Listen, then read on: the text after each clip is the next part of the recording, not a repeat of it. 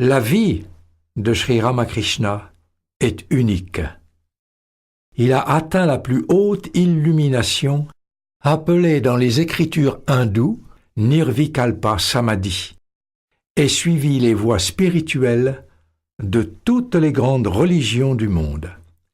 L'hindouisme, l'islam, le christianisme, le monisme de l'Advaita Vedanta et d'autres. De cette façon, il affirme la vérité de chaque religion. L'état de Nirvikalpa Samadhi, considéré par l'hindouisme comme la plus haute illumination spirituelle jamais expérimentée par l'homme, qui est exceptionnellement rare et très difficile à atteindre, même une fois dans la vie, était expérimenté par Ramakrishna tous les jours de sa vie, ce qui est inconnu dans l'histoire spirituelle du monde auparavant. Selon Sri Ramakrishna, Dieu peut être atteint par chaque homme par un amour pur pour lui, ce qu'il a lui-même manifesté au plus haut point. En 1944, Time Magazine a fait référence à la traduction anglaise des entretiens de Ramakrishna comme la traduction de l'un des plus extraordinaires documents religieux du monde. Les entretiens de Ramakrishna ont été élus comme l'un des 100 plus importants livres spirituels du XXe siècle par les érudits américains. Sri Ramakrishna apporte la religion à la porte de chaque homme. Il dit souvent que Dieu regarde le cœur et l'esprit de chaque homme et que ce qu'il pense est plus important que la situation ou les circonstances dans lesquelles il se trouve. Selon lui, l'observance de nombreuses et différentes pratiques religieuses est quelque chose de secondaire et Dieu peut être réalisé simplement par celui qui développe l'amour pur et la dévotion pour lui.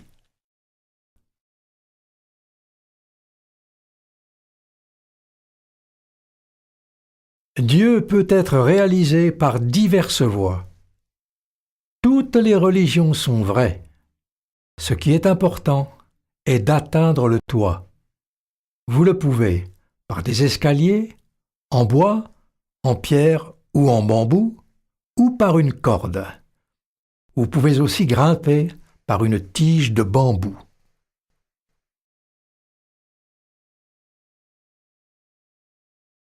J'ai pratiqué chaque religion pour un temps. L'hindouisme, l'islam, le christianisme. De plus, j'ai suivi les voies des Shaktas, des Vaishnavas et des Védantistes. J'ai réalisé qu'il n'y avait qu'un Dieu, vers qui tous se dirigent. Mais les voies sont différentes. On ne devrait pas penser « ma religion seule est vraie et toutes les autres sont fausses ». Dieu peut être réalisé par toutes les voies. Il est suffisant d'avoir un sincère désir pour Dieu. Les voies et les opinions sont infinies. L'homme ne peut réellement aider le monde. Dieu seul fait cela. Lui qui a créé le soleil et la lune, qui a mis l'amour pour leurs enfants dans les cœurs des parents, qui a doté les nobles cœurs de compassion, et les saints hommes et les dévots d'amour divin. L'homme qui travaille pour les autres, sans égoïsme, se fait du bien à lui-même. Supposez qu'un homme ait vu l'océan et que quelqu'un lui demande « À quoi ressemble l'océan ?» Cet homme ouvre la bouche le plus possible et répond « Quelle vue et le bruit des vagues !» La description de Brahman dans les livres sacrés est comme cela. Il est dit dans les Védas que Brahman est de la nature de la félicité. C'est Satchidananda. Dieu avec forme et Dieu sans forme ne sont pas deux choses différentes. Celui qui est avec forme est aussi sans forme. Dieu se manifeste aux dévots sous différentes formes. Pensez simplement à un océan sans rivage, une infinie étendue d'eau, sans terre visible à l'horizon. Il n'y a que çà et là des blocs de glace formés par le froid intense. De même, sous l'influence rafraîchissante, pour ainsi dire, de la profonde dévotion de son adorateur, l'infini se réduit au fini et apparaît devant lui comme Dieu avec forme. De même qu'avec l'apparition du soleil, la glace fond, avec l'apparition de la connaissance, Dieu avec forme s'évanouit dans le sans forme. Le feu lui-même n'a pas de forme définie, mais les flammes en prennent certaines. Le feu sans forme est alors doté de forme. De même, le Dieu sans forme se dote parfois de formes définies. Dieu peut être vu. On peut lui parler comme je vous parle. Priez-le. Pensez à lui comme plus cher que votre propre être. Il est très attaché à ses dévots. Il vient à un homme avant même que celui-ci ne le recherche. Il n'y a pas plus intime et affectueux que Dieu. L'adorateur de Dieu rit, pleure, danse et chante dans l'extase divine. Il aime à jouir de lui. Il se jette dans cet océan de béatitude, parfois nageant, parfois plongeant, flottant et dansant, comme un bloc de glace qui monte et descend.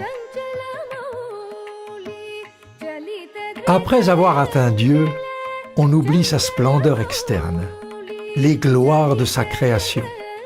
On ne pense plus aux gloires de Dieu après l'avoir vu.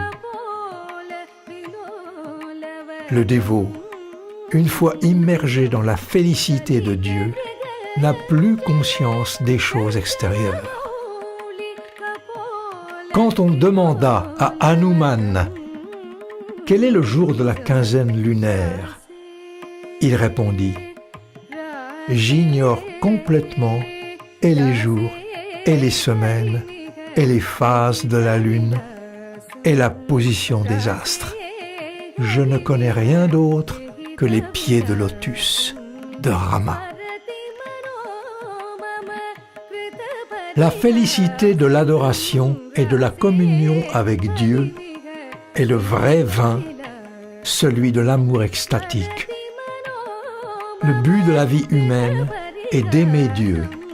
La dévotion est la chose essentielle. Réaliser Dieu par la connaissance et le raisonnement est extrêmement difficile. Une fois, une poupée de sel alla à l'océan pour en mesurer la profondeur.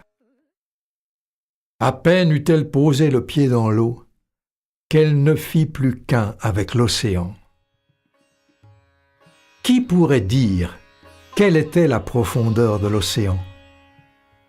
En arrivant au 7e plan, le mental disparaît. L'homme va en samadhi. Ce qu'il ressent alors ne peut être décrit en mots. Le 6e plan est au front.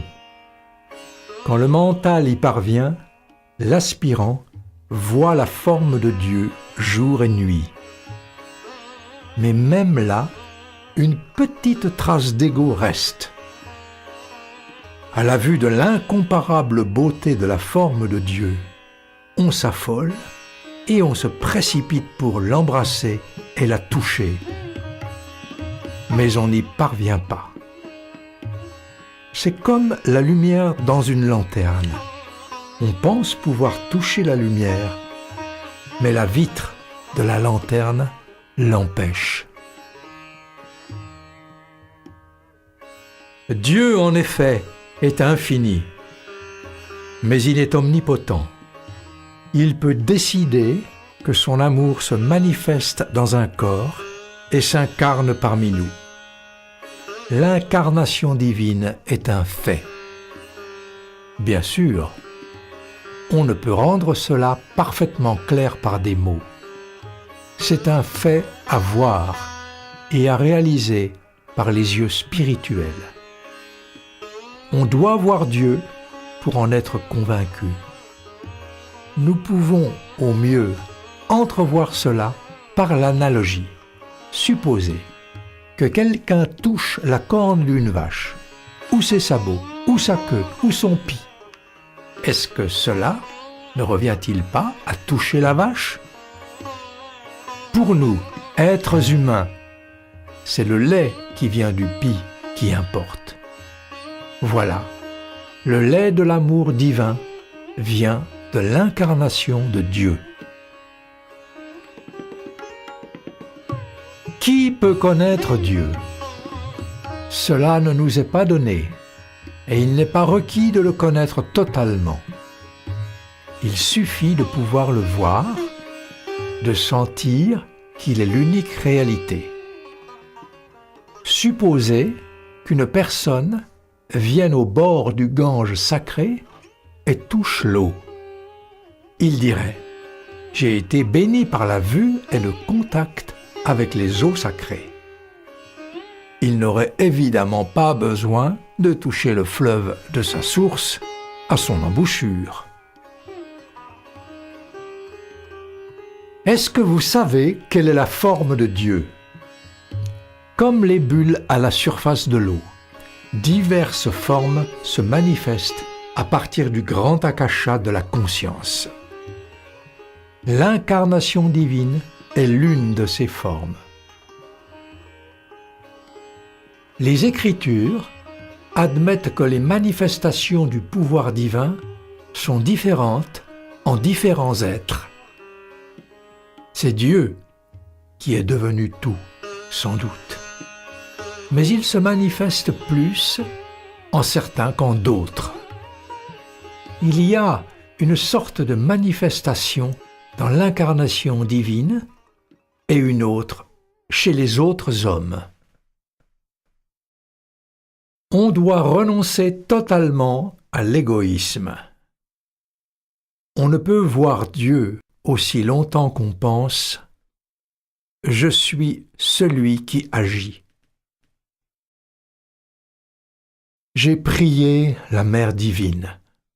Mère, voici la vertu, voici le vice, prends-les et donne-moi seulement le pur amour. Voici la connaissance et voici l'ignorance. Prends-les et donne-moi le pur amour. Voici la pureté et voici l'impureté. Prends-les et donne-moi le pur amour. Voici les bonnes actions et voici les mauvaises. Prends-les, Mère, et donne-moi le pur amour.